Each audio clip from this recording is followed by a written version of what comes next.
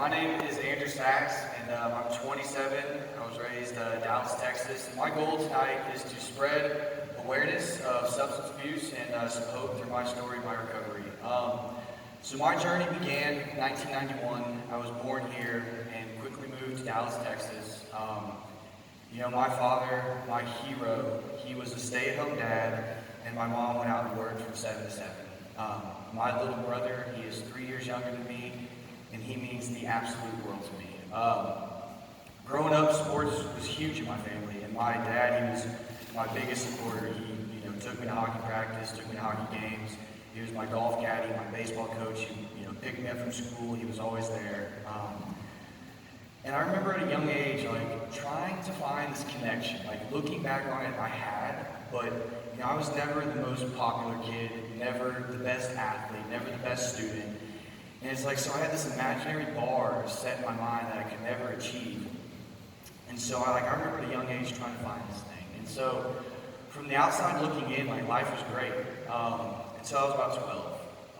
My parents started to argue a lot. My dad started, yelling at my mom. And being at the age I was at, I tried to act like I had it all together for my little brother. I wanted to be there for him, but deep down I was telling myself that if I was a better son, if I was a better athlete, if I was a better student, none of this would be happening. And so my parents, they ended up getting a divorce, and it tore my father apart, and he turned to crack cocaine to cope with the pain. And I remember coming down the stairs and out of my peripheral in the middle of the night when I get a drink of water, seeing him smoke crack cocaine. And it tore me up. It devastated me. And going, after the divorce, my father, left the house, and I was home with my mom and brother. So going from, a father figure that was home all the time to a father figure that never was around, I started to search for that connection again.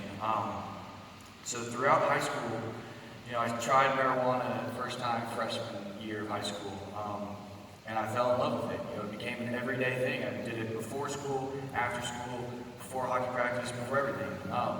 And my thought process was, if weed is this good, what else is out there? So shortly after trying weed, I went to Xanax, cocaine, ecstasy, and by the time I got my driver's license, I was in contact with my father again, and I wanted so bad to reconnect with him. And he was deep in his addiction at the time. He was going from hotel to hotel, and so I would sneak out and go see him, and we reconnected by smoking weed together. And with my thought process was if he thinks weed is this cool, let's talk about these other stuff I've been doing. And so when I did that, his intentions were to scare me, to show me what this stuff leads to. And so he pulled out a syringe of cocaine and shot up in front of me. And it tore me up. I was devastated. This person I looked up to so much in my life turned into someone I despised. I didn't want my friends to be around. I was embarrassed of. But the thing is, it didn't scare me enough. At age 17, I was arrested.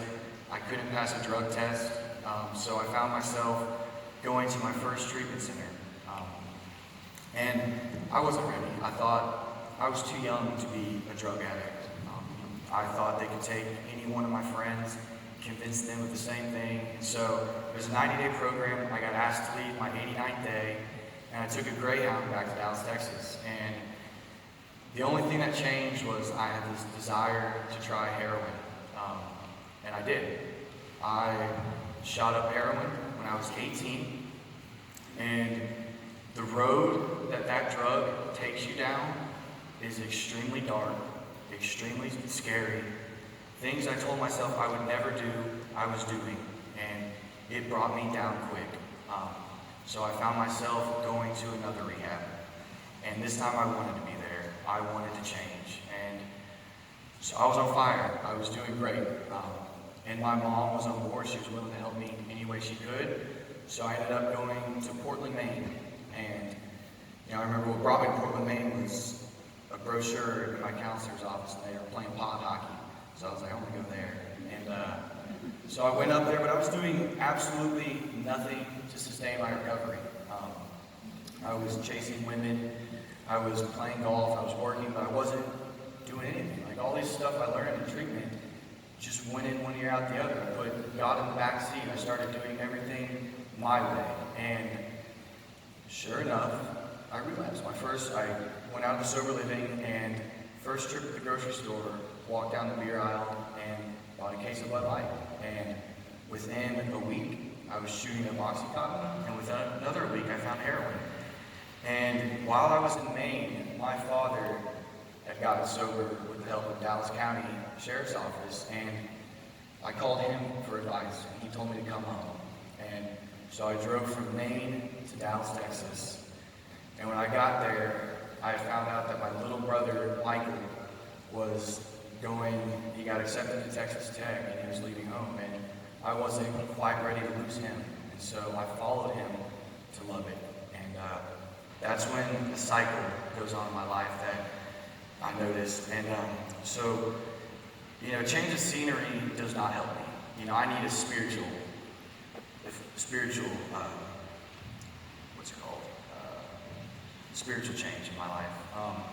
So when I got up to Lubbock, my MO was everything that I had lost. Like if I was school, job, girlfriend, car, anything I had lost, I'd get into treatment, I'd get everything back, and then I would put God back in the back seat. I would start doing everything my way.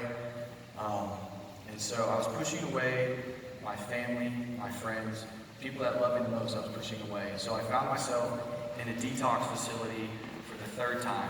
And I was baffled. I was like, how could I end up here once again with everything that I had learned in all these treatment centers? How could I still be doing these things? And so I made a commitment to do something different this time. My mom had told me about a place in Cumming, Georgia. It was a year long. First I heard that, I was like, it's a year long, Mom. I got that. I got school to look forward to. I got a job. So I decided to commit to it. And on March 9th of 2018, my life drastically changed. I came up here from Dallas, and I got into No Longer Bound, and it not only saved my life, it has given me a relationship with God. These guys over here are like my best friends. This connection I was searching for throughout my life is right there. It's right with God. It is amazing what this place has been able to give me. And I am so aware that there are bad days, but it's how you bounce back. It's how you lean on others when days are not well, and be vulnerable. Open up to people. I never was raised in a church setting, but what I've learned there is like when I am struggling, how important it is to let it out. Let these guys share the weight. And not only does it help me, it helps them.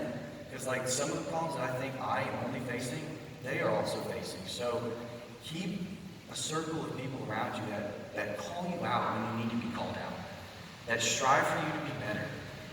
And it's not always going to be easy.